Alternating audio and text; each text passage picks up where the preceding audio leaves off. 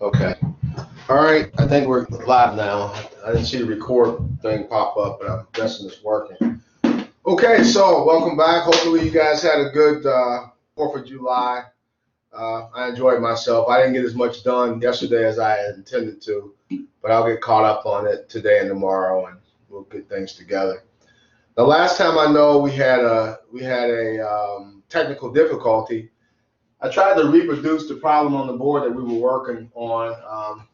I had to erase it because I had to use the board space for another class. But I put the pertinent information on there. I think we need to finish the problem. So if this is your first time for this lecture, you want to go back and look at the previous lecture. You'll see that the end of it got cut off. I think we had an issue with the camera. So I'm going to try to pick up where I left off. I have most of the stuff here, but some of the quantities, I don't have everything up here. Like I left this blank because I got the totals here. But we ended up with this triangle. That's the most important part. So what I want to do today is I want to finish this problem. This is the last of our power lectures. We did two, three. This will be a total of 3 power lectures. The title of this is called Power Factor Correction. So we'll finish that. And after we're done with this, I want to talk about another topic. I put a video out there. I didn't really give you a lot of time. I think I did it a couple hours ago, but hopefully you got a chance to watch the video. If you didn't, we're going to talk about the video. If you didn't watch it, it won't make sense what we're talking about, but you can go back and watch it later, and then hopefully what we talk about will make sense. Was the video? So today I'm excited. Go ahead. I'm sorry. Was What the did you say, video Dominic? was the video not supposed to have sound? I couldn't hear. I couldn't hear anything on it. Yeah.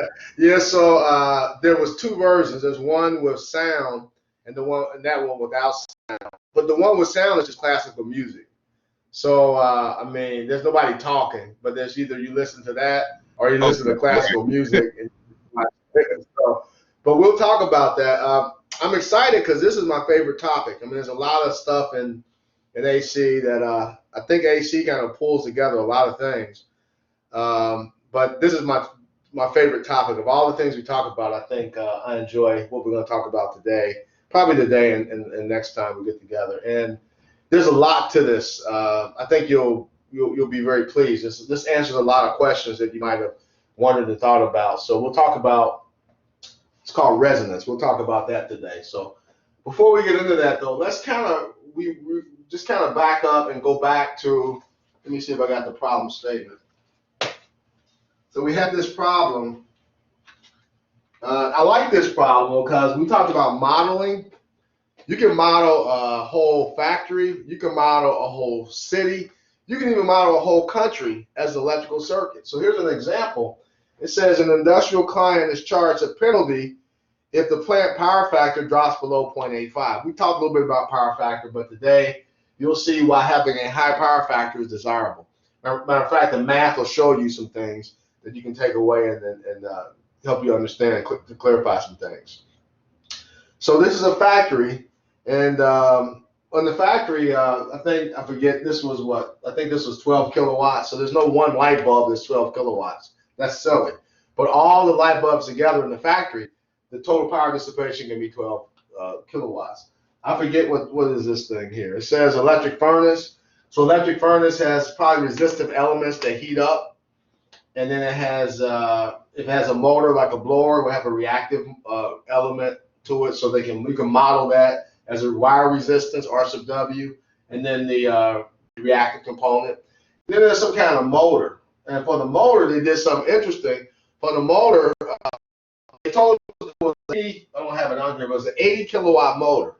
It's an 80 kilowatt motor. But remember, a motor basically is fixed magnets and the coil. So they can tell us it's 80 kilowatts, but the fact that it contains a coil, even though that coil is not an inductor, coils have inductance, so you can model the coil as an inductor. Now they didn't do that here, but my point is we know we got resistive watts here, right? We got watts, but since there's a coil and every motor has a coil, since there's a coil in here, basically we got an inductor. We have an inductor. How do we figure out the reactive power here? Well, you learn something that what you can easily find for a motor is the power factor. They gave us a power factor for the motor of 0.8. And since we know the power output of the motor was, or the power of the motor was 80 kilowatts and the power factor, we were actually able to draw a power triangle just for the motor, not a system power triangle, a power triangle just for the motor to solve for the reactive power of the motor. And we were able to fill this trial over here, and we ended up with 146 total watts, 146 kilowatts, and 132 kilovar. So if you did not attend the last lecture, then please go back and watch the video to fill in the steps here, because we're going to kind of pick up where we left off.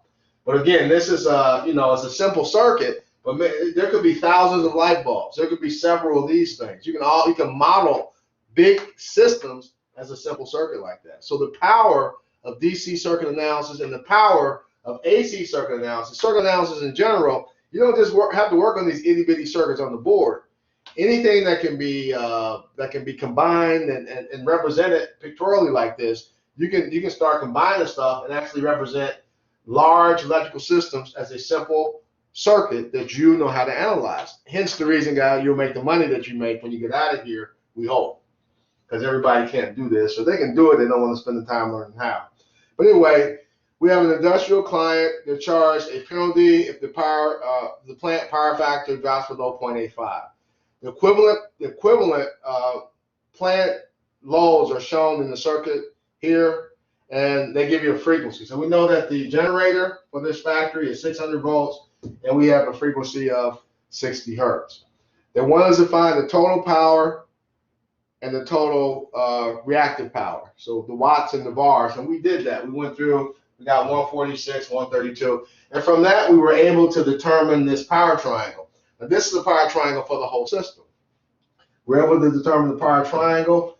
From the legs of the triangle, we were able to get, we were able to get the total apparent power is what that's called, and then we were able to take our power factor, which was, what was it? I think the power factor was, I can't remember. Was it 0.8 or something? Somehow we came up with this angle. I can't remember if they gave us a power factor. We did an inverse something, but that's on the other video. But here's what we want to do. How do you increase the power factor? How do you increase it? Why would you want to increase it? Well, that goes back to what I was trying to explain to you before. Look at the power factor. We know the power factor is between 1 and 0. And the way you get that power factor, the way you get that number, is by taking the cosine of theta. And the only way that that can be a 1 is if that angle is 0 degrees. And the only way that that can be a 0 is if this angle between the current and the voltage is 90 degrees. You know from your trig, the cosine of 0 is 1, and the cosine of 90 is 0. Well, if this angle is between the total current and the total voltage. When is the angle between the total current and total voltage 0? It's only that way when you have purely resistive loads. The voltage across the resistor is in phase with the current through it. This is the phase angle between those two quantities. And it's a 0 when you have a resistive load. When is it 90? When you have reactive loads. Now, I mentioned a long time ago that resistive power is the only kind of power that can do work, because to do work, you got to convert power from one thing to another, from electrical energy to heat, from something to something else. Reactive power is not converted. Reactive power is stored and returned to the system. It can't do any work. So it's highly inefficient when you have bars in here. You want to get the bars out if you can. So how do you do that? Well, what we do, if you think about it, like this. Something just popped in my head. If you think about this, think about the impedance diagram. Now you all know the impedance diagram like this. And this is R, this right here is XL, and this is XC. Well, they don't really, I'm making this up right now. So this is an impedance diagram. I'm going to change it to a power diagram. There's no such thing. What I want to show you is, if I multiply this by I squared and multiply this by I squared, if I multiply everything by I squared in this diagram, just like an equation, I don't really change the relationships between the quantities. But what I do change is opposition times the square of current now is power, becomes power. So what I have now on this axis right here is basically QL. Those are inductive R's. And down here, I have QC. Those are, again, inductive or capacitive R's. And right here, I have power. So given 132, now I forgot to put this a positive 132. You see we got inductors here, we got inductors in the motor. So how do I take positive R's? If I want to get rid of some of the positive R's, how do I get rid of it? Well, if you think about it, if I want to go down this way on the diagram, what I got to do is add some of these negative R's to it. So I can use capacitive R's to cancel out inductive R's, and I can use inductive R's to cancel out capacitive R's. I don't know who figured this out, but whoever did it was a genius, because you can actually add capacitance to the circuit to increase our power factor, which overall, as you're going to see at the end of this, is going to make our circuit way more efficient. And so how do you do that? Now, I think Jacob and Dominic, I talked to Jacob. I talked to Jacob, I think when the camera went out. And, oh no, he sent me a text. Jacob sent me a text, and they came up. I think him and Dominic went through this, and they figured it out. And so Jacob wanted to know if his number was okay, and that he came up with for the total capacitance that you add in parallel with the circuit. You can add it anywhere in parallel. And the value that they came up with was correct. So Jacob, I never got a chance to text you back, or Dominic, but you guys figured it out correctly. So I think Jacob sent me a text, I want to say Thursday or something, and asked about the number that they had gotten. So I'm impressed that they actually took the time to go through and figure it out without me walking you. They just kind of went through the steps. So that's beautiful. That's beautiful. So you guys applied yourself and you came up with the right answer. But let's go through it together. And what I was talking about last time was, here is the power triangle that represents the system as it is right now. Now what we want is, we want to raise the power factor. Let me put my other diagram back up here. We want to raise the power factor. Now, you got to remember, raising the power factor decreases this angle right here. It's kind of counterintuitive. So what I'm saying is, if you remember, you get a power factor of 1 when the angle here is 0 degrees. You get a power factor of 0 when the angle between the voltage and the current is 90 degrees. So they're referring to the angle between the voltage and the current, or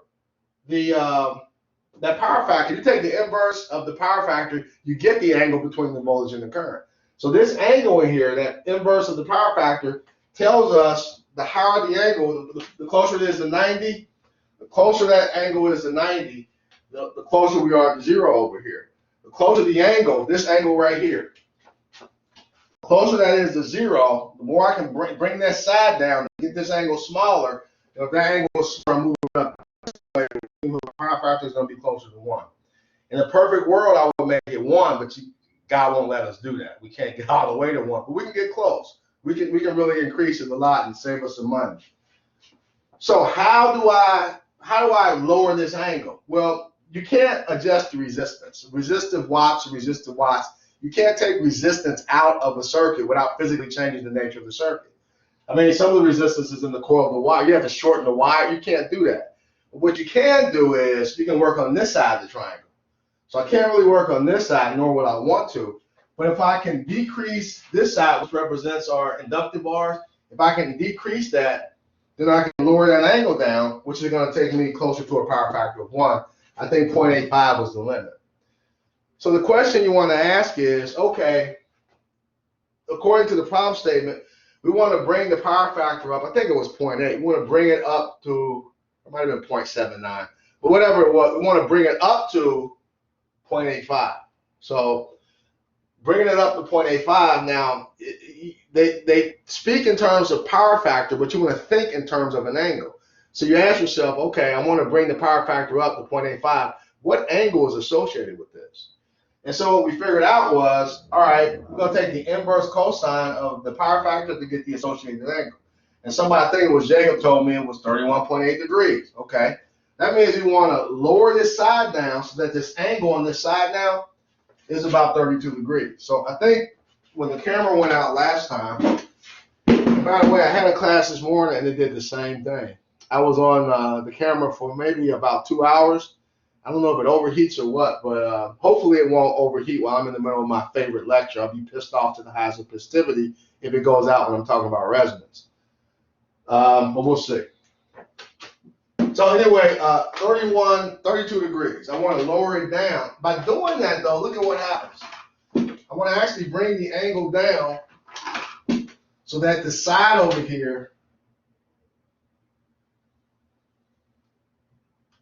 right there, I want to bring the angle down so that this angle right here is 31.8 degrees, about 32 degrees. And by doing that, my power factor will go up to 0.85. So the question is, how do you do that? Well, you see, the answer is right here. I have 132 kVAR. And what I want to do is this piece right here, I want to take it down. I want to get rid of this right here. So I got to add some Q. So I'll call that Q added. You probably can't see it in the camera. That says Q, and that's subscripted with the word added. So if I add some negative bars, I can reduce this 132 down to whatever this is right here. This is what I want right here. So I'm going to call that Q new. I'm going to call that Q new. Now, you can't, oh, there it is. Hold on, I lost my cap to my camera. All right, so what I wanted to do last time, and this is where the camera went out. You see I got a triangle in here. That's the new triangle I want, that little triangle. So let me pull that out over here so you can see what I'm saying. You can see it more clearly. So if I draw that little triangle over here,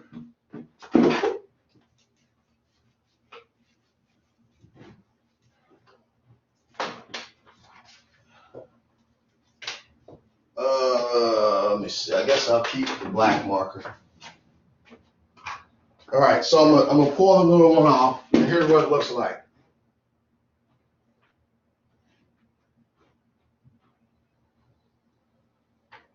Now notice we're not changing that leg. The resistive leg is still 146.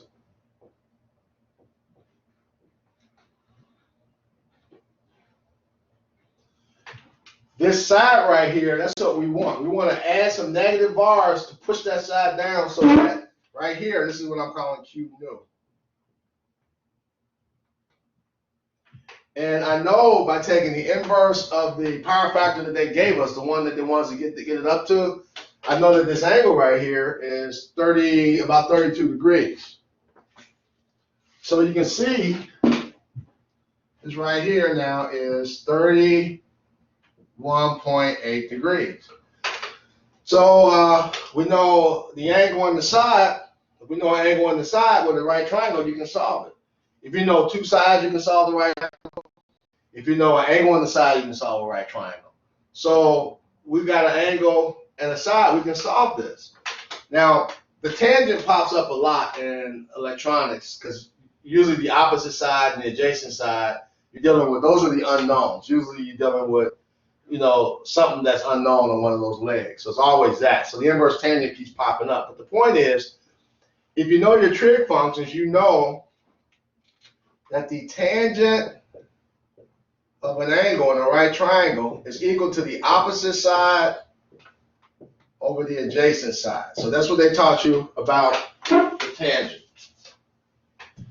And so all we got to do is we got to name it. I'm dropping everything today.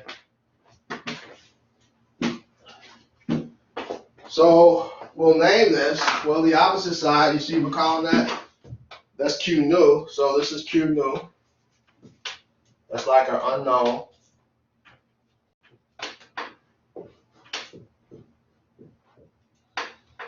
Our adjacent side, that's the 146. And I want to just write 146 because we know it's going to be in K.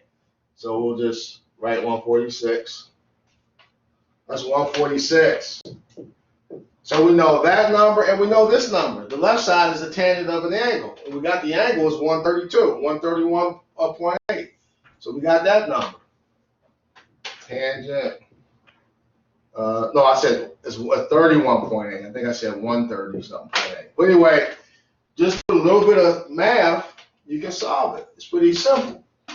So I multiply both sides by 146, and I get Q new equals 146 times the tangent of 31.8 degrees. Now, I don't have a calculator. I don't know if I told you guys, I lost the calculator I've had for years. I can't find it anywhere. So I'm going to need somebody to calculate that. Make sure you're in degrees and not radians. Well, give me 146 times tangent of 31.8. Let me know what that is.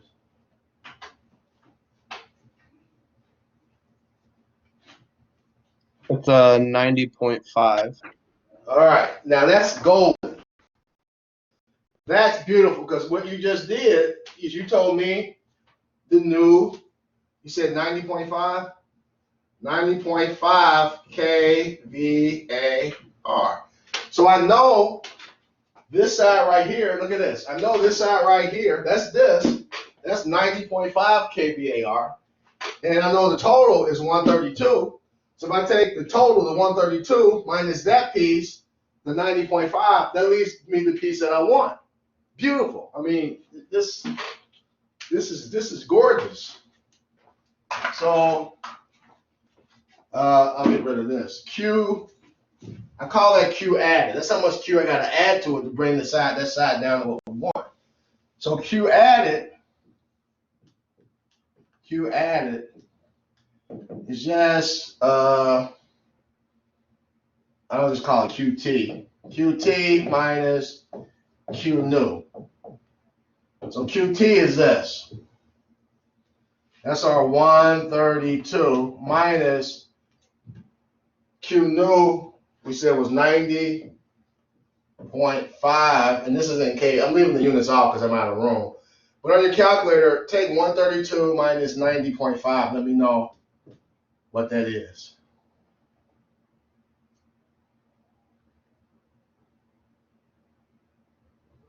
(32 minus 90.5).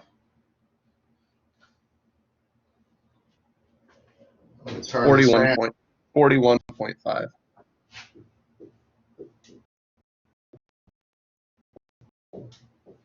Let me turn. I got a fan over here because you guys don't know I got lights to get this camera to work right, and it is hot as hell down here. I got a fan. I'm gonna turn it up a little bit. Hopefully it doesn't get picked up by the microphone. I have a choice. I can either burn to death and leave my fan down low, or I can turn it up on high and choke to death from the dust in my basement. I don't know. So understand what this is. It's 41.5. That's the number of negative bars we got to add to push these positive bars from 132 down to 90.5. And where do I get negative bars? I get negative bars by adding capacitors to the circuit, a big capacitor. So I know that this, now it doesn't say it implicitly, but you got to know that 40, that's negative, meaning I gotta use a capacitor for that. The way you cancel out inductive bars is by adding capacitive bars. The way you cancel out capacitive bars is by adding inductive bars. And I tried to show you that with that little power triangle thing that I did a little while ago. So here's what we know. We know that in order to get this to work, I gotta add a capacitor in parallel with everything in here. And that right there, I'm going to have some negative bars. So I'm going to add some QC there. And I know that QC is going to equal 41.5 kVAR. The question is, what size capacitor do I make it? How many microfarads is that? Well, to get that, what I got to do is, I got to do a couple things. They gave me the frequency there, so they didn't just put it there to be cute. They want me to use it. So if you think back, now this has been a couple weeks since we did that, but I got to some kind of way get from bars to microfarads. And I can tell you right now, there's no direct link that I know that'll take you from bars to microfarad. but I can do it in 2 steps. I can go from vars to opposition, and then from opposition to microfarads if you remember your equations. So let's do it. Here's what I'm saying. I know that Watt's law, one form of Watt's law says that power, QC, is equal to the voltage squared over the opposition, XC. I know this. We just figured that out. That's 41.5. I know this because they gave it to me. That's the system power. The only thing I don't know is XC. I can solve this for XC, and then if you remember what XC really is, once I get XC, then I know that XC is 1 over 2 pi FC. Well, if I solve this for XC, I got that value. And the only 2 unknowns here would be the frequency and the capacitance. And they told me the frequency is 60. So the only unknown here is C. So by going from power to opposition, we're able to go to find the capacitive, the size capacitor I need to add in parallel with that circuit to bring the power factor up. So let's do it. Now I'm impressed that, because I mean, it's not particularly hard, but there's some steps and thinking, mathematical thinking you got to do. So I know Jacob and Dominique worked on this and they came up with the right answer. That's impressive to me because I've only had one other person do that. It's an African student that had in the year before last. And he was the only one able to work through this without just thinking about it a little bit. So I don't know if anybody else worked on it. I only talked to Jacob, but if you did, and you got this, that's impressive. You're thinking the right way. Let's put the numbers in here and let's solve this. We know this is 600.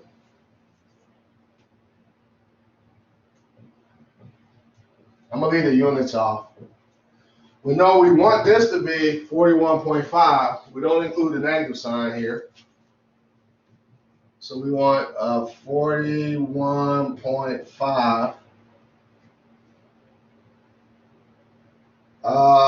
You know what I'm going to do?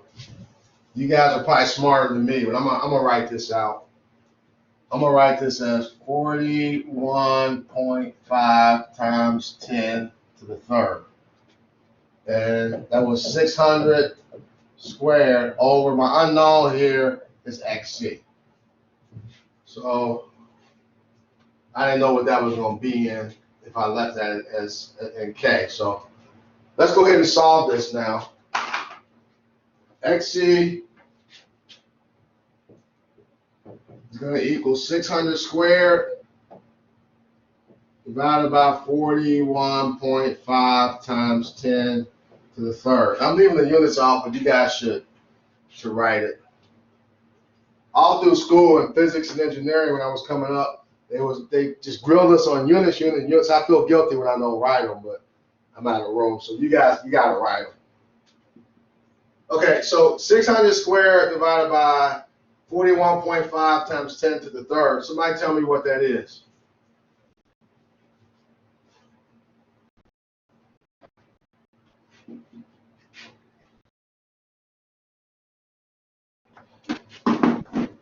Oh.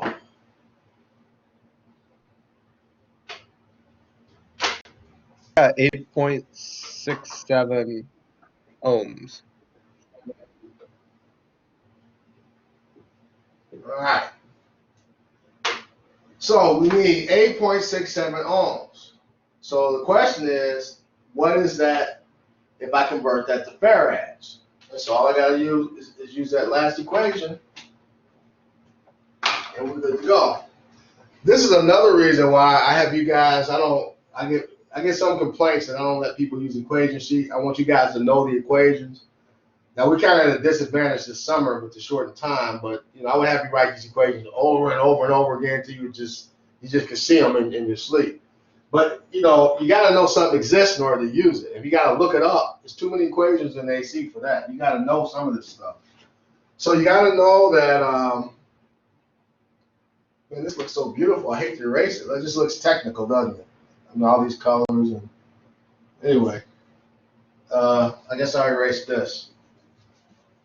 So I know that let me just put it up here like this for right now. So we got XC is 1 over 2 pi FC. And then if I want to switch these, I got C equals 1 over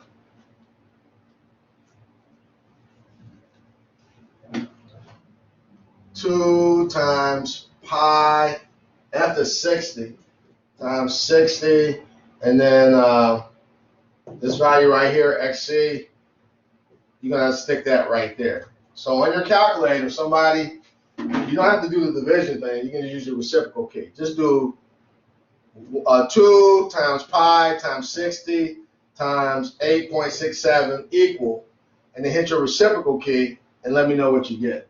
That's the answer we're looking for.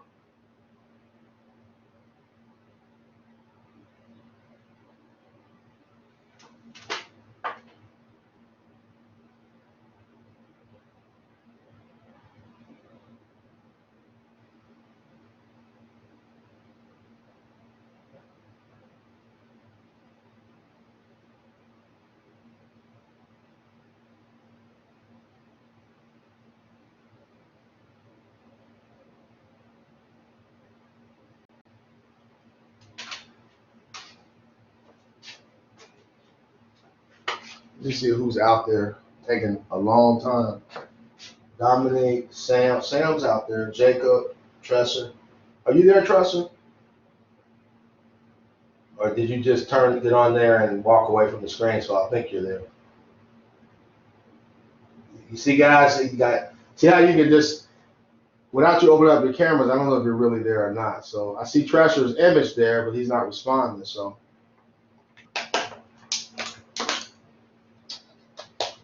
when you guys don't calculate for me, I can tell if you're there or not. I think Jacob's the only one out there. I don't want to just read everything off of my paper. I already did it. Yeah, I'm here. here. He said he's here. He's just got mic issues. If you don't read it, and the other two are not going to participate, and Pressure's going to have mic issues, I'm stuck. I don't have a calculator. We're going to be here all night. I want to get to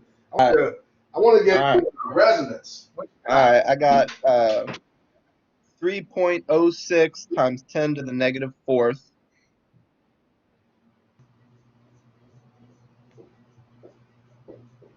And then when I switch that over, right? I got 306 microfarads. That would be correct. That's correct.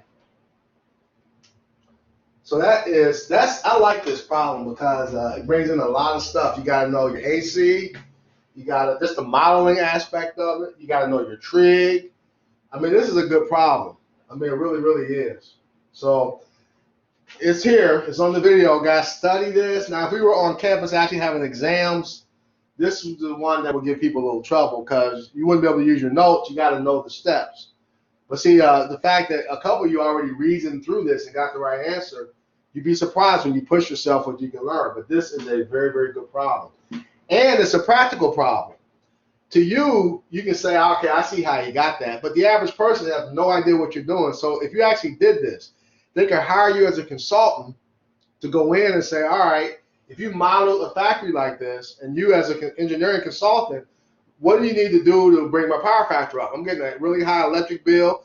The Duke Energy keeps penalizing us. What do I need to do? Well, you got to do power factor correction. And to do that, you don't have to do it. You're not installing it. You got to tell them what to do. So as a consultant, you would go through these calculations that we did on the board here, and you come up with a value. You hand them a piece of paper with these values on it and say, here's what you got to do. Now give me my $10,000. And I'm serious. I'm not laughing right now. So you're going through this. You're learning how to do stuff like this. This is something you can apply directly. There's people called energy consultant. This isn't all they do, but this is some of the stuff that you can do when you go through and you understand AC power. So this is a good problem. Very, very, very applicable. Now we're not done yet though. This is only part. This is probably the hardest part right here. I shouldn't say hard. It's the most involved part. Because it says what capacitive value in microfarads is required to bring the power factor up to 0.8 was 306 microfarads. But the last part, it says they want the generator current before and after power factor correction. Now, the point of this is to show you how we improve things with power factor correction. If you increase the power factor, you increase the efficiency of the system, and that results in big savings. Now, the way that's done is there's going to be a reduction in current, but you can prove that by going through the math for this last step. So the last step, if you, I don't know if you guys calculated this part or not, but if not, just take out a piece of paper, and they want the generator current before and after power factor correction. So how are we going to do that? Before and after power factor correction. Well, I'll tell you right now, anytime you're dealing with AC power, just start with the power triangle. Just work off the power triangle. So some kind of way, you may not know what to do, but you know you got to start with the power triangle. So I'm going to let's draw the power triangle before power factor correction and after power factor correction. Let's do that, and then we'll see if we can use that to help us to solve it. So we need the before and the after.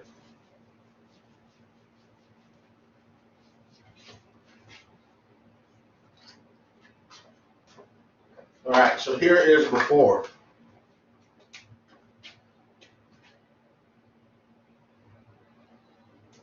Now this we kind of already got, right? Because this right here. We got 146 base. We got 132. 196.8. So this is before. After power factor correction, what we have, we still got 146 here, but we reduced that down to, I think it was 90.5. Now we got to get this new side right here. So somebody give me this side of our new triangle. And this is the right triangle. It's 171.8 kVA. Okay, so what you know, in a perfect world, what I would be able to do is if I can make this side right here go to 0, that means the hypotenuse of the triangle and that resistive side would be equal to each other, and I have all watts. And all those watts can do work if I had it in a perfect world. Here you can see I've reduced it, so the hypotenuse has gotten closer in size to the base, the resistive power, because that angle's smaller. But let's figure out the current in this with this triangle. What would be my current in the circuit? Well, I'm not going to deal with any angles. I mean, let me show you what. I hate to erase it. I got to erase it at some point. I might as well get used to it. It just looks so technical and beautiful. I just love it. People, when I was in college, I'd do stuff like this with all the colors, and girls would just think you were so smart. I don't know why. I know my wife kind of rolls her eyes at me when I'm doing this.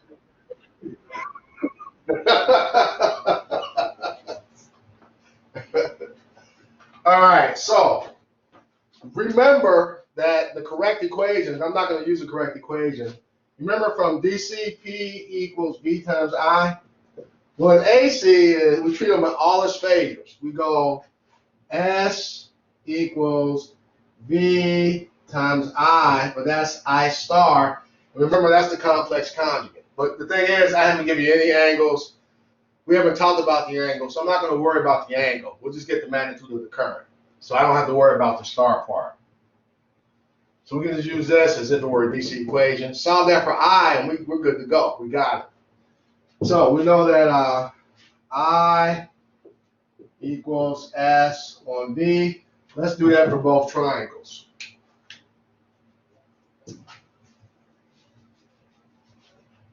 For the first triangle,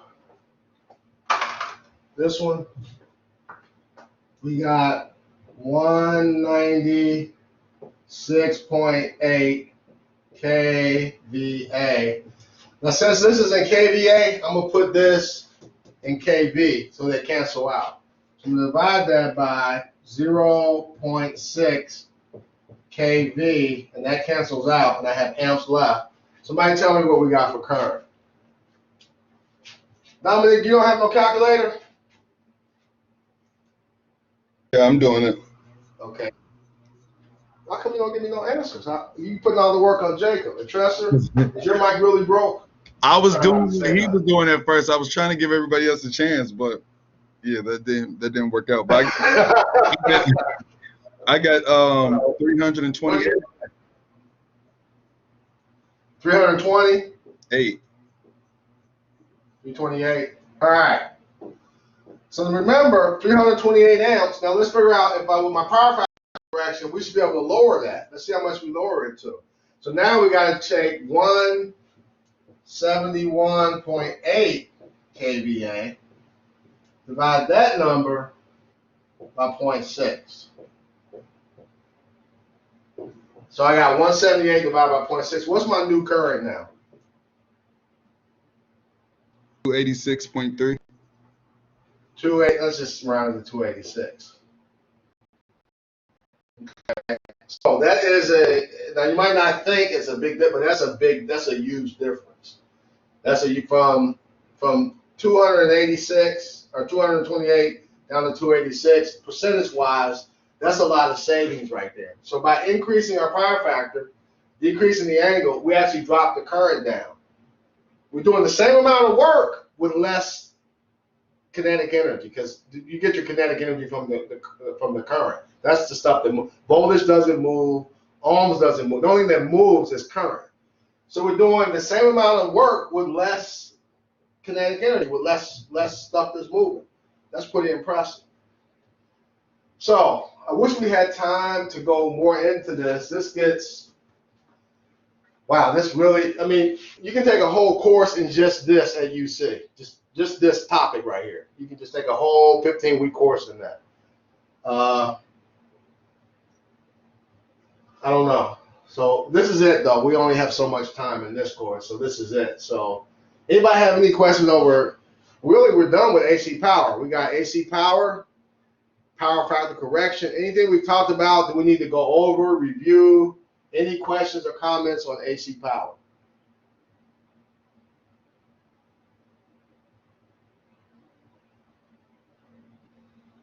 Well, if there's no questions, I don't know how to test you guys on this because you'll have everything right in front of you. We'll figure it out. I don't know. We'll figure something out. I keep saying that and the clock keeps ticking, but I'll have to figure it out. Well, I know Dominic and Jacob knows how to do it. I can just give them their A. But the rest of you, Sam and Tresser, maybe I'll test you guys and just give those two an A. Is that fair? It's good. All right. See you later. And you know what? I can tell Sam's not there. He didn't respond to that. He's probably sitting back somewhere, put his image up on the screen, so I think he's there. That makes me wonder, like, what made you think of that the first time you thought, like, okay, they're not really sitting at the screen? When did that happen? I was talking to my girlfriend because they do the same thing, and she told me she teaches high school, and she told me that they make their kids, they have to have their cameras on.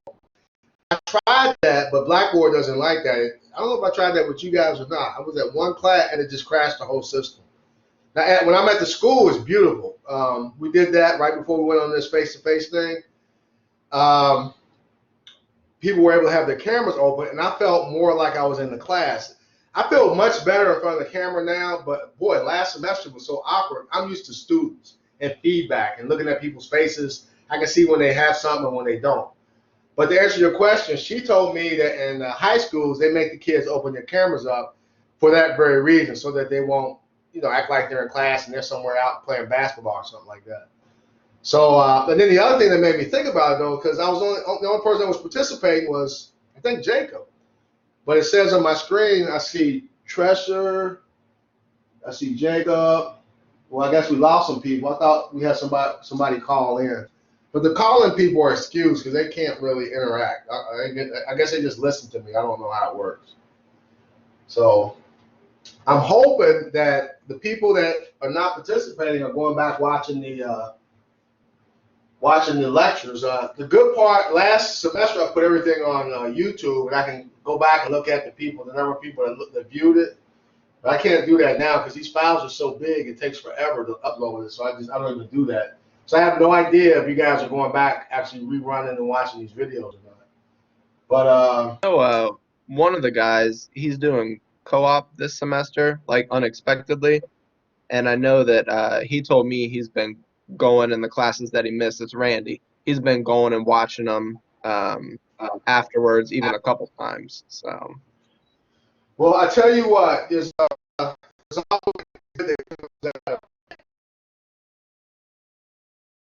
good. I think one thing, just us together as a group. When I say us, I mean the whole world.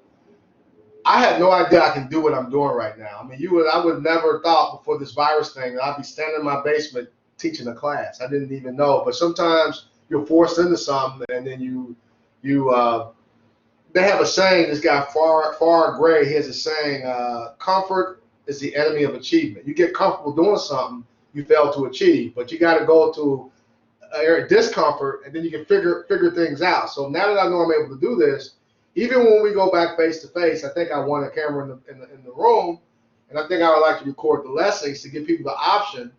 Well, I don't want it to be, it shouldn't be in place of coming to class, but I really do think that now I want to record every video and have it available for students. They can go back, they can watch it.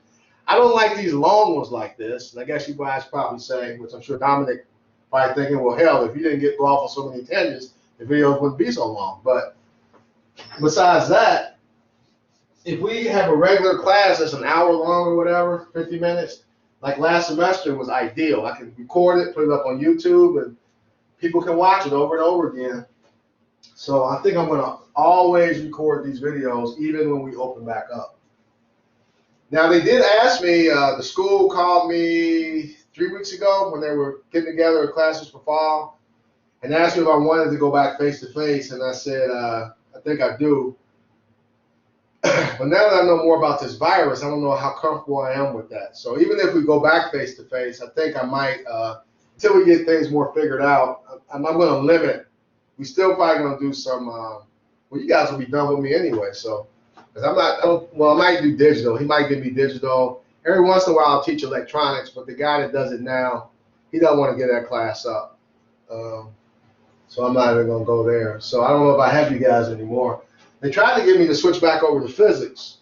The guy tried his best, but he had me in the physics department, and they didn't want to hire me full-time. And I begged and pleaded to hire me full-time 13 years ago. They didn't want to do it. He told me he couldn't do it. And then when the engineer, they didn't know I could do engineering courses too, because my degree is in applied physics, so I can do either or.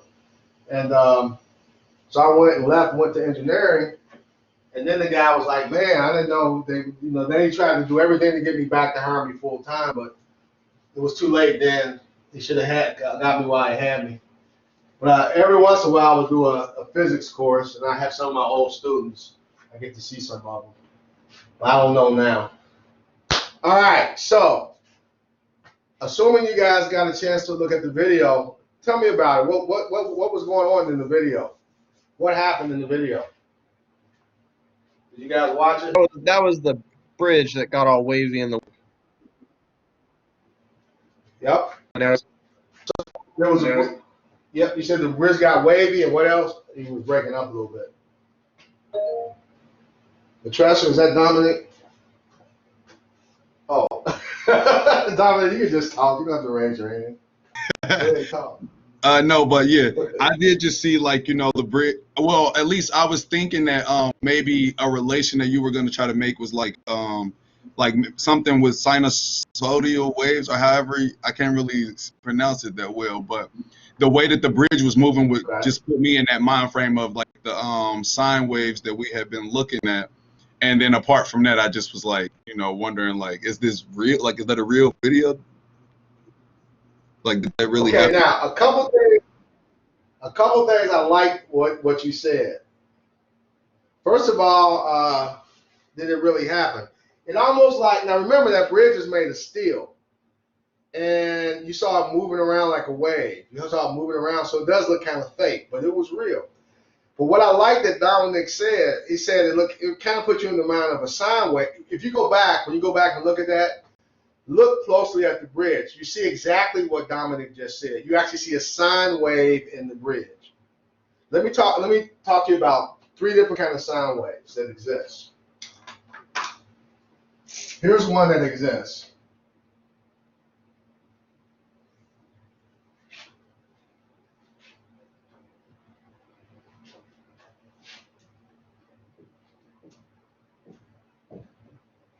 Let's call it a damped sine wave. Now remember, the height of this is the amplitude. So the amplitude is getting smaller, smaller, smaller, smaller until it goes to 0. Now I know we've been talking about voltage and current sine waves, but think about energy now.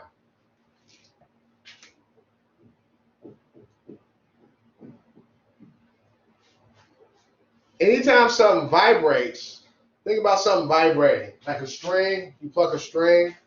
If I hit the board here, you can hear it because it's vibrating. And the board actually does this. It vibrates and it goes to 0 real fast. Anytime something vibrates, a vibration is like this. It moves back and forth, and eventually it slows down when it runs out of energy. You see what I did? It just went back and forth, and eventually it slows down. When I have that back and forth motion like this, and I walk this way, look what happens.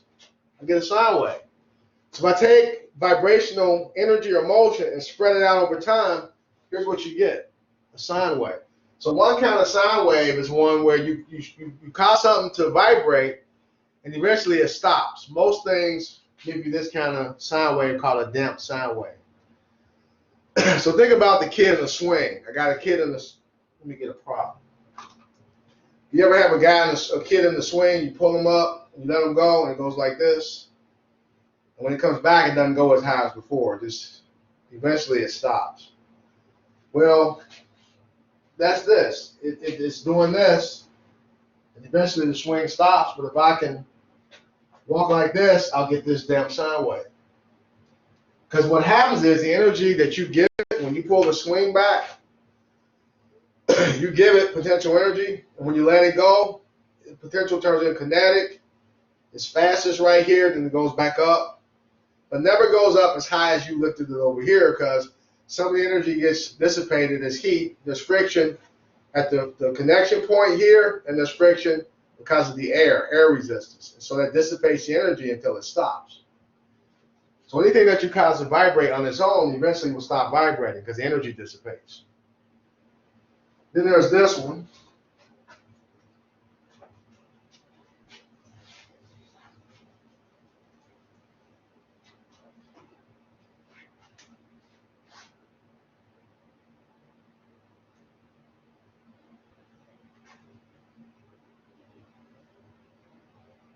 And this just means it goes on like that.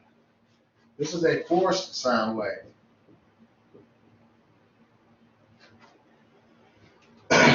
This would be like you pull the kid back in the swing, you let it go. Now you know when you let it go, it's not going to go up as high over here as you pulled it back because there's some energy missing. Energy dissipated from the air resistance, and then there's friction right here. But if you figured out how much energy you lose from air resistance and how much energy you use for friction where the swing ties to the actual pole up here, if you knew how much energy was missing and you replace that, this is what you get. You get a vibration that never stops. If you add it's like having a bucket of water with a hole in it. You figured out how much water is coming out. If you put water in as fast as it comes out, the level will stay the same. That's kind of what we're doing here. We're putting energy in as fast as we're losing it, so it'll stay the same. That's a forced sine wave. And then there's this one.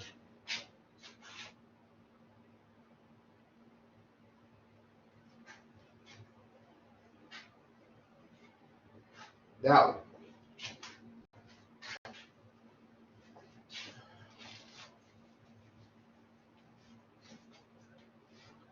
This one is called an over damped. Now you should put the word sine wave after each of these. You got a damped sine wave, a forced sine wave, and an overdamped sine wave. Now, if you saw the video, which one of those you think it was the bridge and why? It's one of the three. Which one? Over. Over is correct. Now, how do you go to an overdamped sine wave?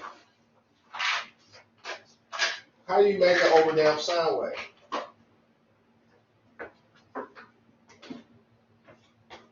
Well,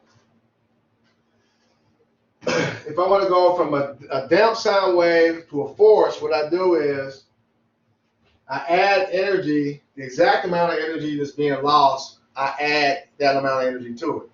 So it's like the bucket thing again. If I have a bucket,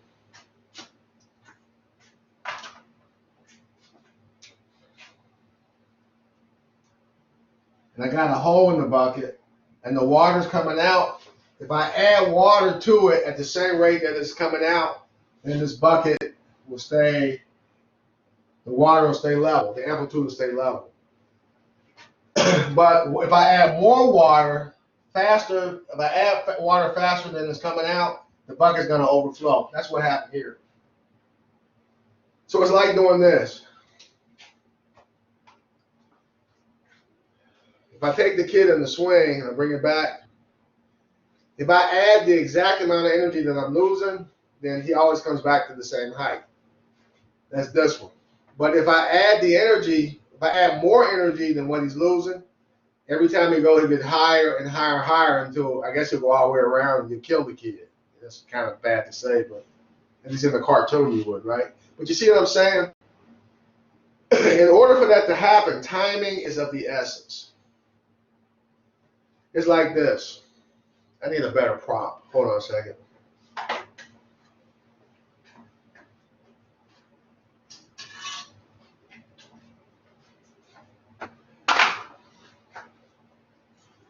Let's say this is my swing.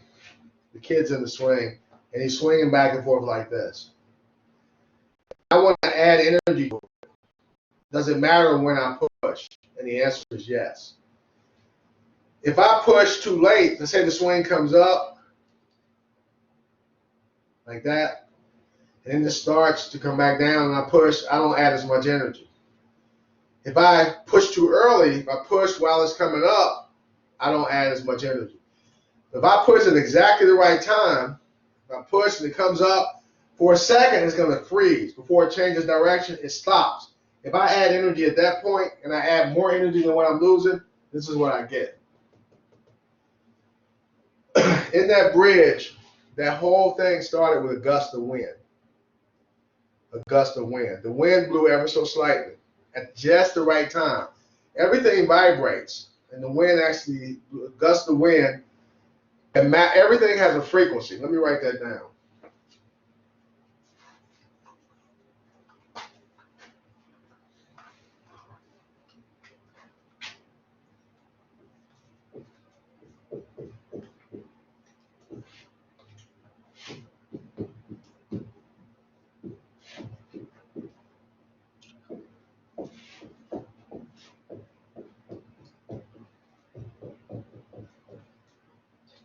Everything has a natural frequency of oscillation. Everything has a natural frequency of oscillation. If I go to this, I pull it back, it moves back and forth at a certain frequency. The number of events per unit of time. It's determined by how I'm holding it. It's determined by the length of this. It's determined by several factors. But everything has a natural frequency of oscillation. If I hit the board and I hit this pipe, I hit the board, I hit the pipe, you can tell the difference between the two. You close your eyes, you can still tell because this vibrates at a different natural frequency than the board. What you're hearing is the vibration of the board, which causes the air to vibrate. Those vibrations go into your ear, which causes your eardrum to vibrate. Your brain picks that up as sound. So this vibrates and this vibrates, but it sounds differently because each thing vibrates at a different natural frequency of oscillation. The natural frequency is a vibration that you don't, once you get the thing vibrating, you step back and let it do its thing. So imagine having a guitar string that you pluck it, and when you pluck it, you let it just vibrate on its own. That's what we mean by natural frequency. That bridge in the picture, the whole bridge, had a natural frequency of oscillation determined by what it was made out of, how heavy it is, temperature, a whole bunch of things. It just so happened that,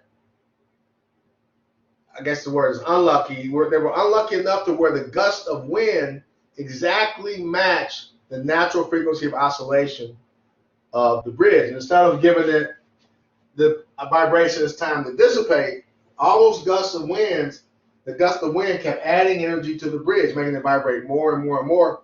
This wasn't instantaneous, guys. You go back and look at that video. Now you got to remember, I think it was the 1940s, if I'm not mistaken. There were no cell phones. There weren't even, I mean, TV was new. So they had to have enough time. I mean, just look at the cars in the picture, how old school those cars were. These people had to have enough time to watch the thing vibrate, go get a camera system. They didn't just whip it out of their pocket like you do on your cell phone. They had to go get a camera, set up, and film that. This went on for some time. You can look up how long it took to collapse. But this thing went on for some time, this vibrating back and forth. So eventually, in this overdamped situation, it tore apart steel and concrete.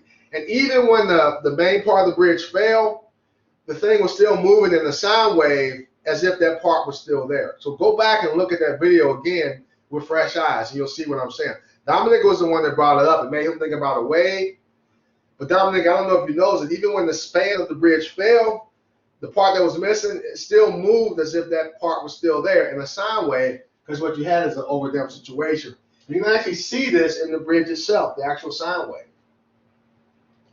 So here's the point. Everything has a natural frequency of oscillation. Everything in the universe has a natural frequency of oscillation.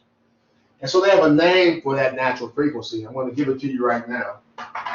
The natural frequency of oscillation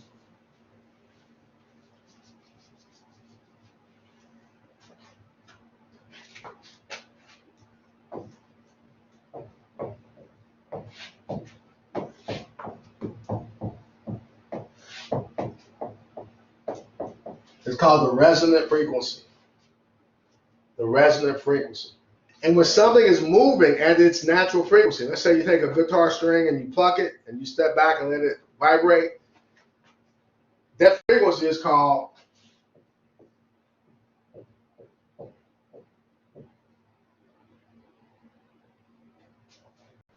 can't spell today.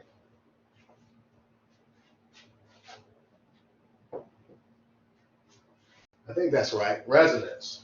I think I spelled it right. You had the N in the right spot before, right? Resonance?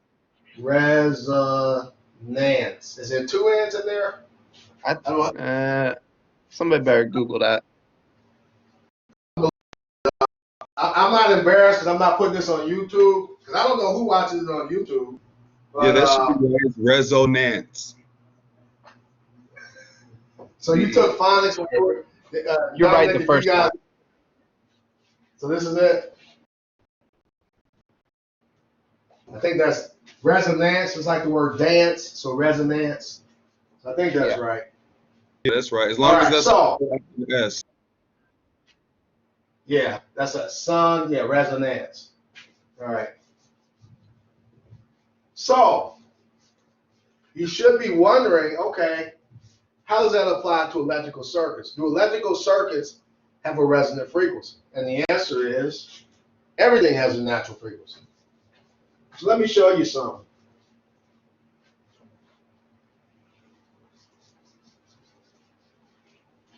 Let's say I take a battery.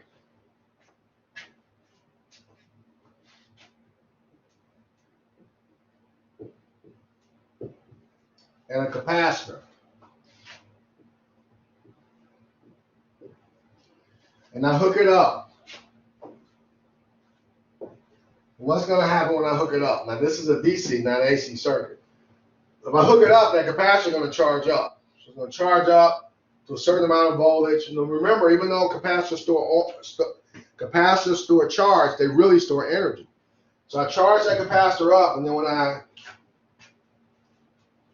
disconnect it, I have energy stored in that capacitor. Now, say I have ideal devices.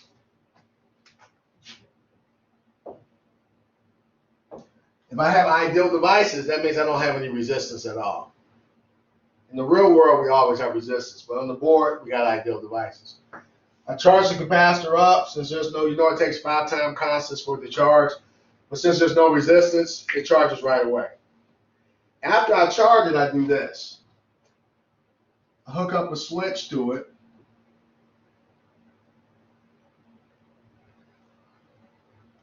And I got that inductor. I close the switch. What's going to happen? Well, what's going to happen is when I close that switch, the capacitor is going to discharge. So it's going to discharge, sending current that way. When current flows through an inductor, it builds up a magnetic field around the inductor. The cause of the magnetic field, if you remember from DC, is the current flow. The cause of all magnetic fields is current flow. So as long as there's current flowing, there's a magnetic field around that inductor.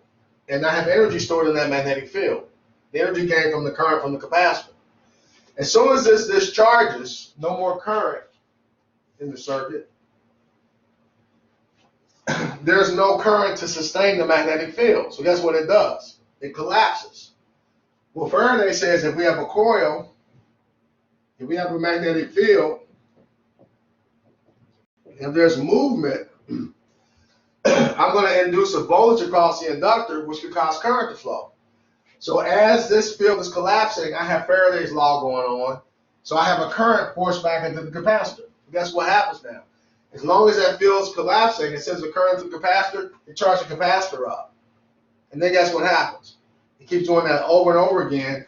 The current flows back and forth, back and forth, back and forth. Anytime you have a back and forth movement, that is what we mean by a resonant frequency, the resonant frequency of oscillation.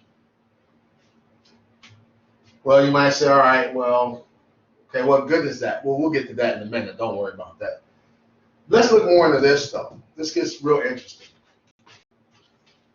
And guys, interrupt me at any time if you have questions. This I can talk about for hours. I won't. I'll bore you. I will not bore you. Plus, I got this thing set to time out soon. So we'll just start this and we'll come back to it. At least I'll at least get to the theory part of it. So think about this.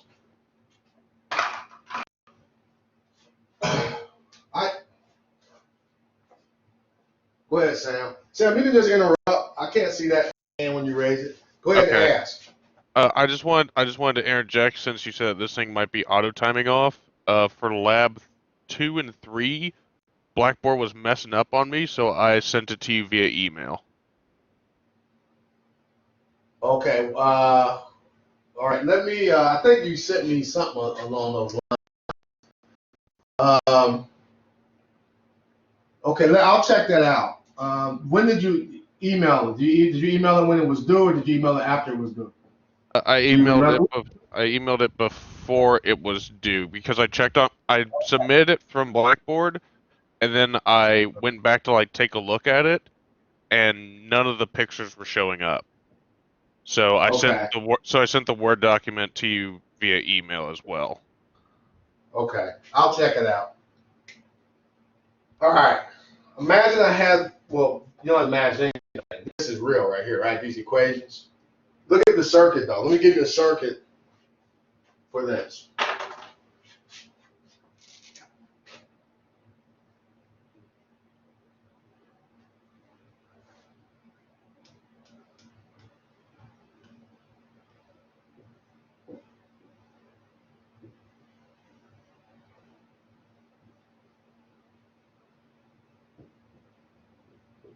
All right. Now, my generator, I'll do this. Now, you know in DC when I do that, that means I have a variable voltage source. All I can vary here is the voltage. In AC, I can vary voltage or frequency. So I'm gonna put an F right there because we're not varying the voltage. I have a knob there I can change the frequency. And the question I want to ask is, what happens to XL and XC and the current and all of that in the circuit as I change the frequency? What happens? And I want to start by saying, all right, we got this set at 0, right? Well, what happens when I set that to 0? What's the value of XL, XC? Well, XC, if this is 0,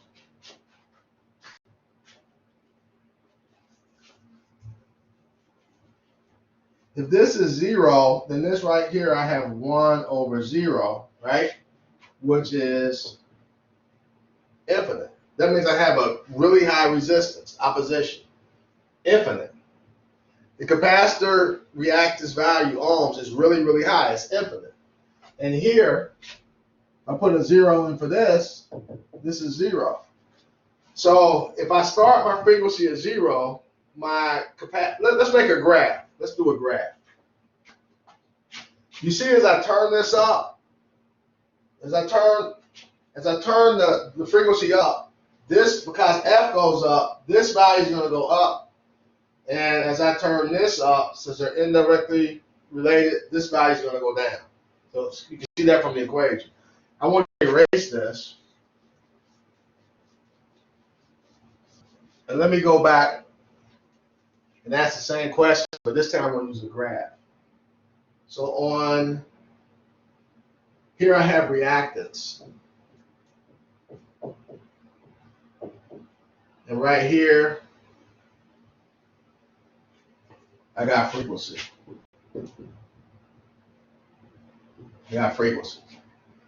And I got this set to 0. Well, we said that 1 XC is 1 over 0. So XC is like right here. It's really at infinity, but I can't draw this high enough for that. So we'll just start it really high. And if this is 0, then XL is at 0. So it's like right here. XL is right there.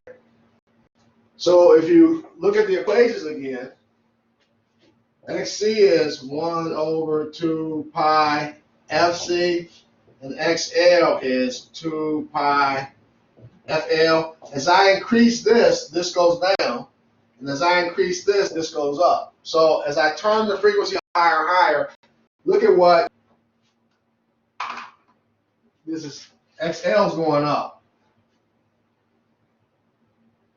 At the same time it's going up, XC is going down. You can see that just from the equations. If I increase the frequency, XC is going to go down. If I increase the frequency, XL is going to go up as I sweep my knob across my frequencies. So just looking on the reactive axis, this part right here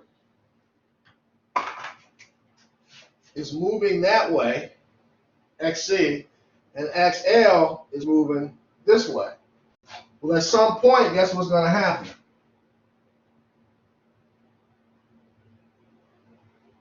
At some point, they're going to be equal. XC equals XL, and that's that point right there. But remember that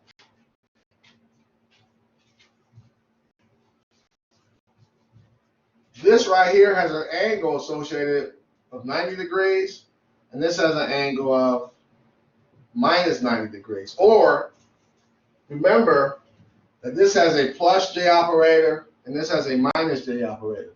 So let's just say this reaches 100 ohms. At this point right here, this is 100 ohms also, but one is positive, one is negative. So guess what happens right here? Right, they cancel out. So at this frequency, at the frequency where this happens, we call that the resonant frequency. That's an F with an R subscripted. The resonant frequency is the frequency in the circuit where the reactive, capacitive reactance, and the inductive reactance have the same magnitude. But since they have the opposite phase, they cancel out. So if they cancel out, let's say everything was 100 ohms. You'll understand this. No, let's say it was 1,000. Let's say that this was 1,000 ohms. At this point, this was 1,000 ohms, and this was 1,000 ohms. So you see, you got a lot of ohms in this circuit. At resonance, these two are equal like they are right now, but one of them has a positive J operator and the other has a negative J operator in front of it. So everything in this box right here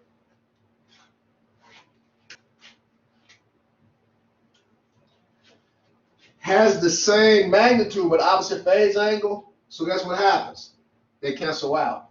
And the only ohms that exist in the circuit are the resistive ohms. Let's think about current. What happens to the current? Well, you can see from here, if I went from having all of these ohms in there down to just that, if I decrease the ohms, the current's going to go up. If I take this opposition and that opposition out of the circuit, the lower opposition means I have a higher current. So current-wise, as I approach the resonant frequency, the current's going to go up. Now, think about over here. If I start right here, I still got a lot of ohms in the circuit. Most of my ohms come from the capacitor. As I move this way, they're decreasing. At this point, these two right here cancel out, and the only ohms I have in there is the resistor. If I keep going past the resonant frequency, I have more ohms now, this time coming from the inductor. The only place in here, the only sweet spot I have, where I have the least amount of opposition, is at resonance. Because at resonance, the two reactive components equal each other in magnitude, but they have opposite phases, so they cancel out. So you would expect the current to peak at that resonance, and that's exactly what happens. Let me draw the current curve for you. Again, I don't want to erase my pretty picture. Damn it. I just have to erase it. I'll do it down here.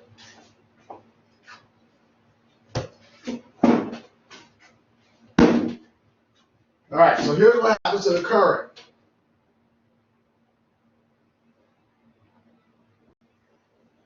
Right in the middle, we always just grabbed it. Can you guys see this down here? Can you see it, Jacob, Dominique, Sam? Can y'all see this down here? Yeah. Okay, so this is the, what you draw this. I thought I had, let me see which one of these is the darkest. I think that one's better. All right.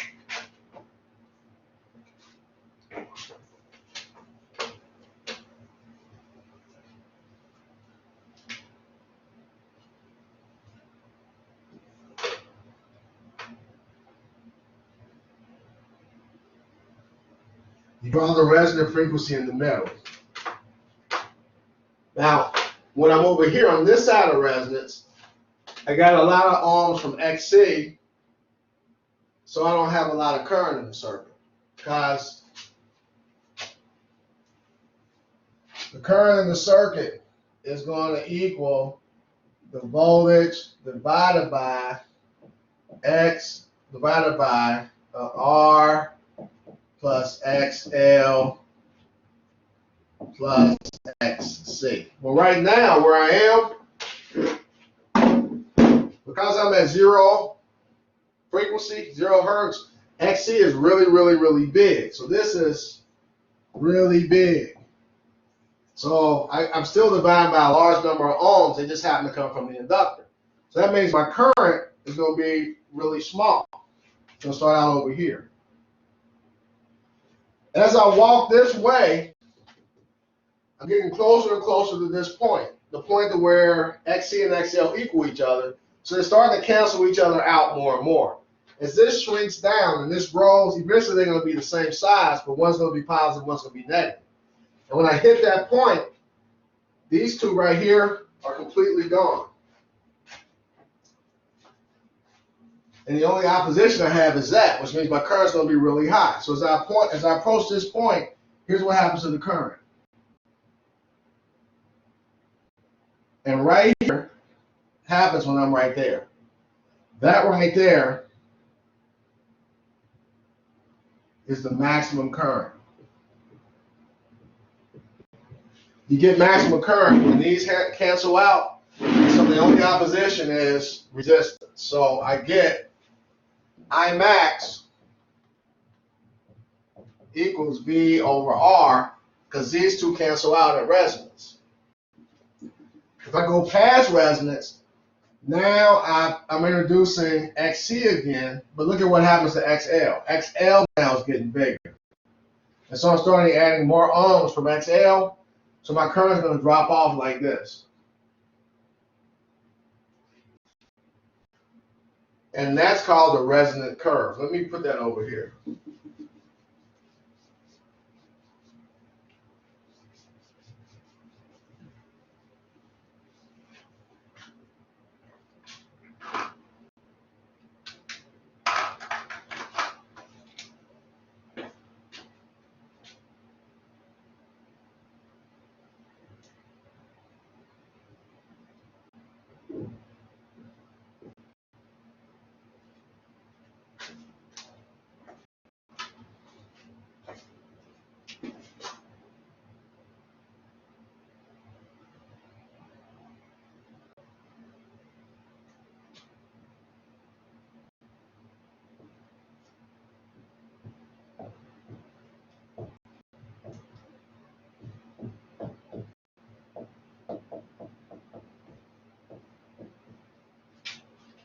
See it?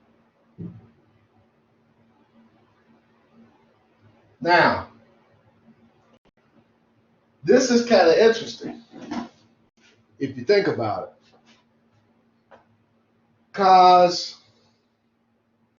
well, let me put it like this.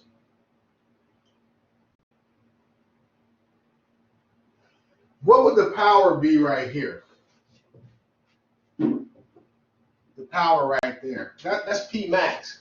Can you see that? That's P max. If I use maximum current to count, now I erase the circuit, so I can't point to the circuit. If I use the maximum current in the circuit, it's going to give me the maximum power of the circuit. So I can calculate P max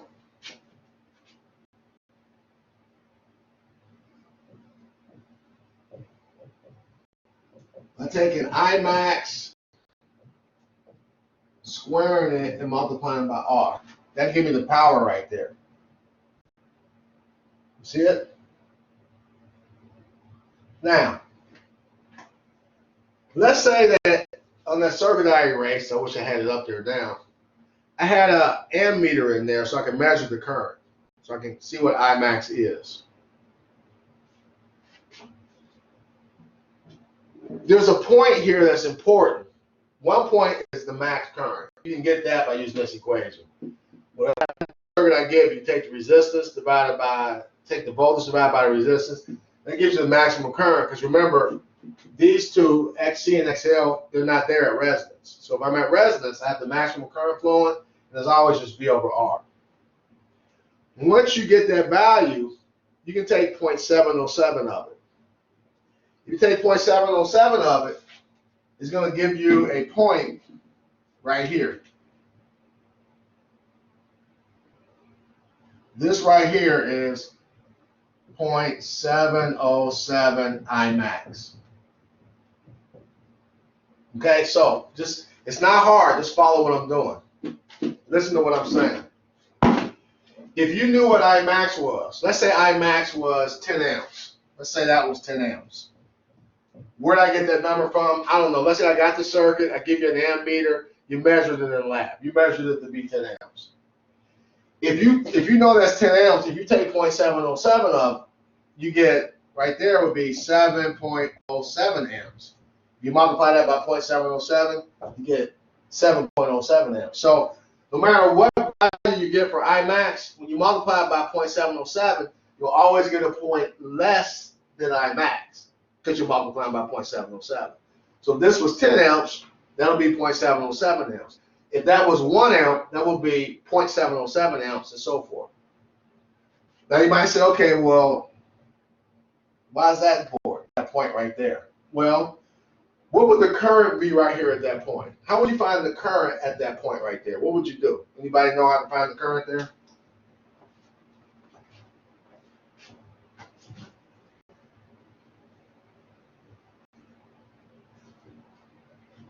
How would I find the current at that point? How did I find the current at this point? What did I do? How did I get that I max? What did I do? Over R. Nope, not B over R. It's right here. Oh, yeah, you're right. I'm sorry. I made who was that, Dominic? Yeah. I meant the power. How did I find the power at that point? When I said Okay. no, power. How did I find the What did I do to get P max? It's right here. I took the maximum current. I did what? I squared it. I used Watt's law. I took the current times resistance. I do the same thing here to get the current. So what is the current at this point right here? What is the current at that point? What is it? How much is it?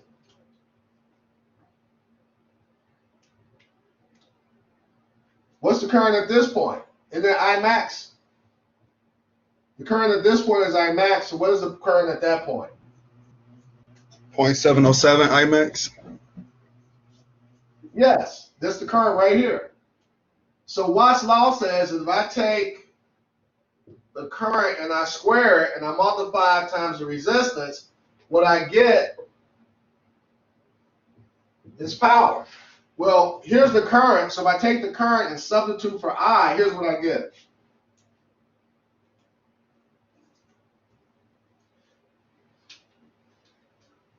I is 0.707 times I max. I got to take that and square it and multiply it by R. If I do that, I get the current at this point. You guys agree with that? If I take the current, I squared times R, I get the current right here. Now, remember in your math class, they told you in your math class that you have the product of two numbers raised to a power, then that's equal to each individual factor raised to that same power, right? So you can apply that right here. If I have 0.707 times I max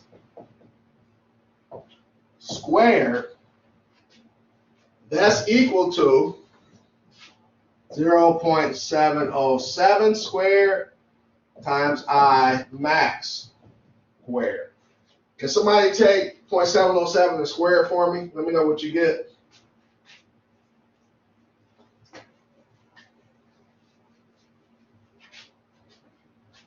It's like 0.499. So what? What do you want? 0.5? Okay, so it's 0.5, right? It's 0.5. So all this right here, that right there, is 0.5. That's what Jacob just said. He said this right here was 0.5, right? So I can rewrite this another way.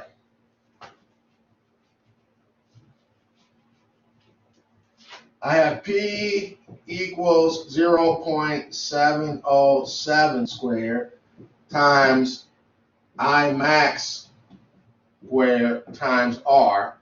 And Jacob just told me that this right here evaluates to 0.5.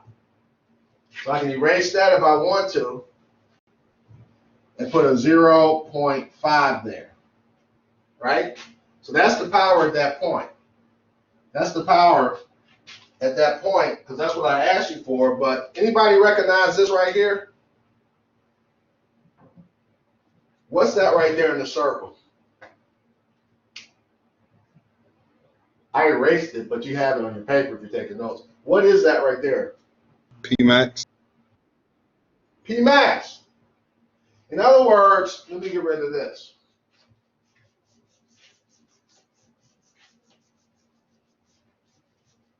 In other words, the graph looked like this. And you did this. We started out like this. And I asked you for the current here. Well, that's resonant frequency. So at resonant frequency, the reactive components are equal, so they cancel out. So to get the current there is easy, because the only opposition in the circuit is the resistance. So that must be a maximum current. So you know right there was I max. And then I said, okay, well, if you know that's I max, how would you get the power there? Well, to get the power, that's easy. You just take P is I squared times R. But since I'm using the maximum current to get that power, that's going to be the maximum power in the circuit, P max. And then for no apparent reason, I say, all right, let's take I max, multiply by 0.707, and let's get the current right here. How would you calculate that current? Well, you said take 0.707 times I max, and that gives me the current right there. And then I said, okay, well, how would you find the power there? You said, well, you do it just like here. You take P equals I squared times R, but in this case, this is I right here. So I got to take 0.707 squared times I max squared times R. And now Dominique is saying, all right, well, if I look at this, that's just P max. So I have 0.5. Well, 0.5 is like 1/2. So what I really have is 1/2 P max. 1/2 P max. So if the maximum power was 100 and I go down to this point, it's going to be 1/2 of that, 50. If the maximum power was 25 watts, and I go down to here, it's going to be half of that, 12.5. Guess what they call this point? Just guess. The half power point. So this point right here is important. That's PHP, and that stands for half power, the half power point. And whatever the maximum power is, the power right there is always half of it. So if I tell you at the circuit you got 100 watts, down here, we're just getting started, guys. You're going to love this stuff. This is going to explain so much, and it's 4:11. I feel myself having to stop, and I just really want to keep going. But this explains the world. When I learned this made my electrical world. It just blew my electrical mind. So we're just getting started. You just wait. Unfortunately, we got to finish this next time, but let me just finish this up. This is the half power point. Now, let's say we drew a perpendicular line. I don't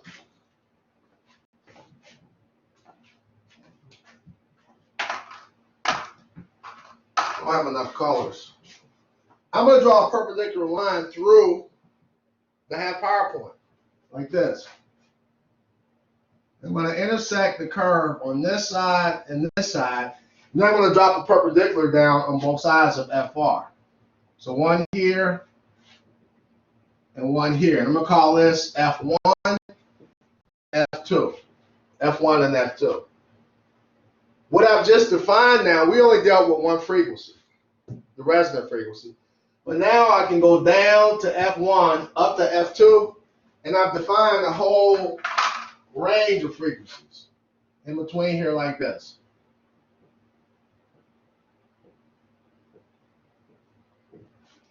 A whole range, a whole band of frequencies.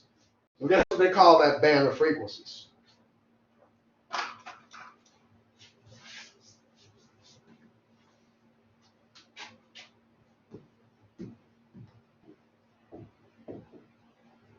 The band, you ever heard of bandwidth?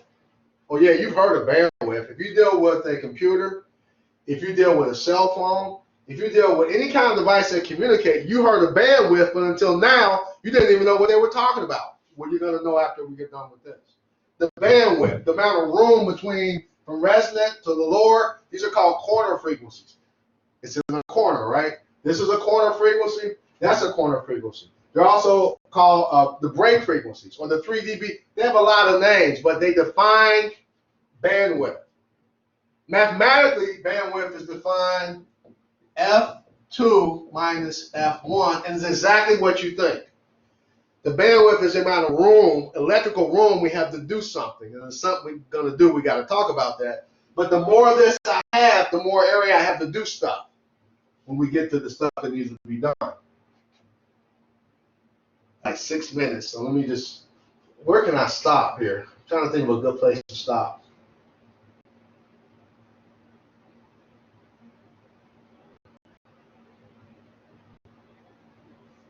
I hate this. All right, I guess I'm gonna have to stop here. There's one more thing I want to. All right, I guess I'll stop here because I don't know. I don't want to. All right, let's just review what we got so far, and I'm about to keep up with this story on the next video, on the next lecture. So here's what we got so far. You know what we could do? Let me derive this for you real quick. I think I can derive something for you. Look at this, and we'll pull it all together. So real quick, on that other graph, remember the other graph was like this? This was frequency. This was reactance. And on my circuit, we start the frequency at 0. So at 0, XC was up here, and XL was like right there. And then I started to increase the frequency. Well, as I increased the frequency, XL was going up like that. At the same time, XC is going down like that. So as this is moving down that way, XL is moving up that way. And at this point right here,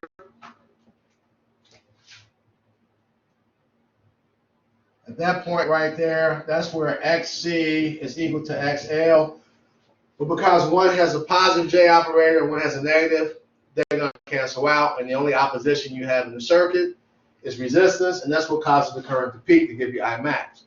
The frequency at which that happens is called the resonant frequency. So, if I go back to my original problem where I have the capacitor and the inductor, I charge this up. The current's going to move back and forth at that frequency right there. The question is, can I calculate that frequency? How do I get to the frequency?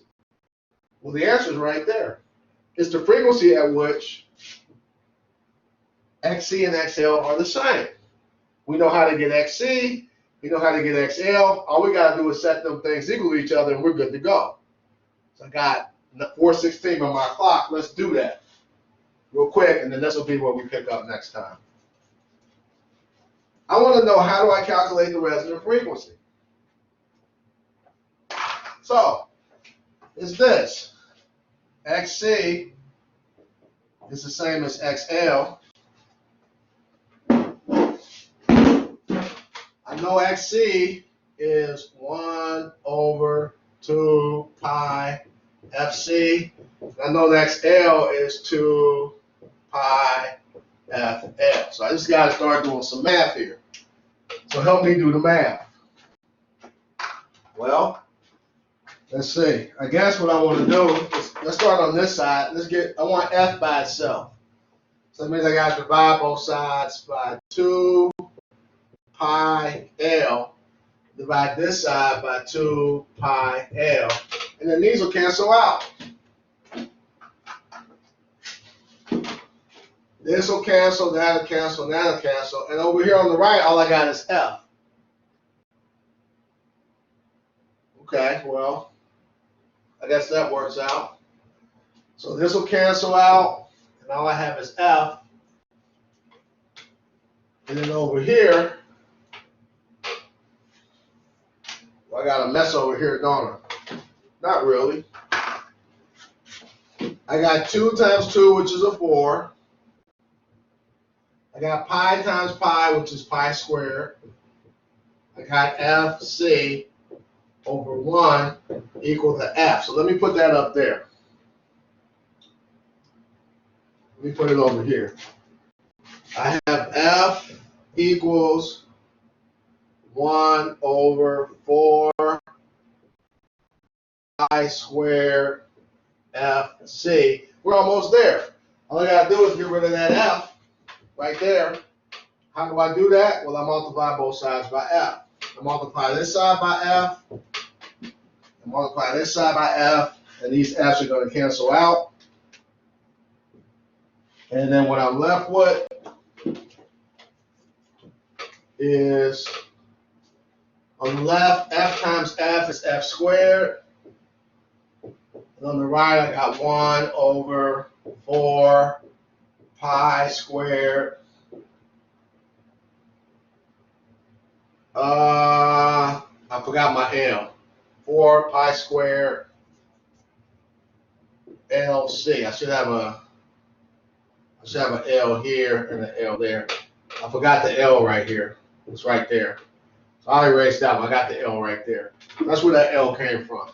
So I'm almost there. I just got to take the square root of that, and I'm good to go. Then we can stop. So I take the square root of both sides. And if I do that, the square root of F squared is just F. That's FR, this is the resonant frequency. The square root of 1 is just 1. The square root of 4 is 2. The square root of pi squared is pi. And the square root of LC, well, I can't do that, so I got to keep the radical sign there. So now I have a formula that I can actually use to calculate the resonant frequency. You give me that circuit again that I erased.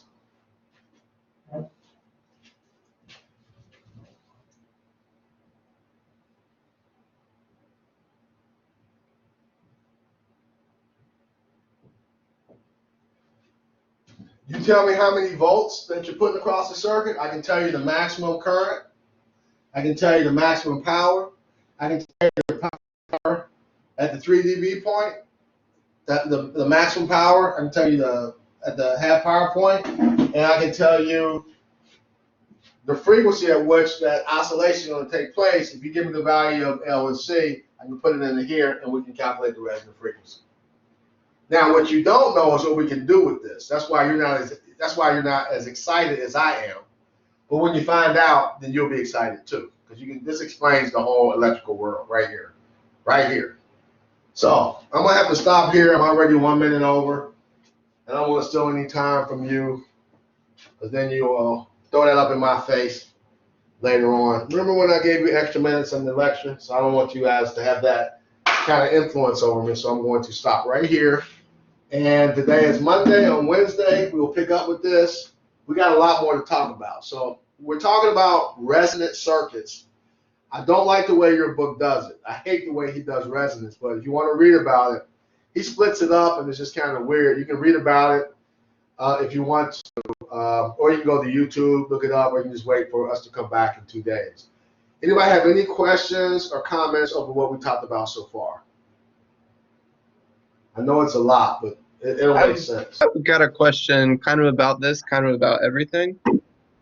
Okay. I like questions about everything. Go ahead.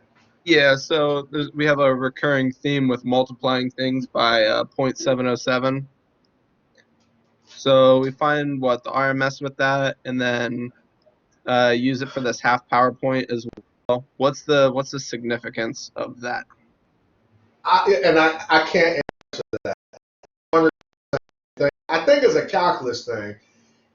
But one thing you said, don't think about when we're doing this. I know 0.707 times the peak value is RMS, but when we're doing this, don't think that. This is not that. So what he's saying is this number keeps coming up to 0.707. It comes up for RMS. I know it means a root mean squared for RMS, and that has to do with heating effects, but I'm not really sure, and I've actually thought about that for a long time. I just never had a chance to research that and look it up. My guess is it's more of a calculus thing, but I don't know. That's a good question. Really good question. And I'm not going to be able. You guys can dig into that if you want. Let me know, but I won't have time to research it. So sorry, I don't know the answer to that, Jacob. But it's something I thought about a lot. That's okay. Honestly, I'm probably gonna have a look because I'm pretty curious. I don't think it's coincidental that it pops up again. No, it's not, and it pops up in other places. So no, it's not a coincidence. It's not. Anybody else have any more questions? Okay. Well, if you do find something out, Jacob, let me know, or let us know what you research. And guys, if you don't have any questions, remember that if you have my number, send me a text for attendance. I see some people have already signed off, but text me at that number. The class number you should know by now is EET 132.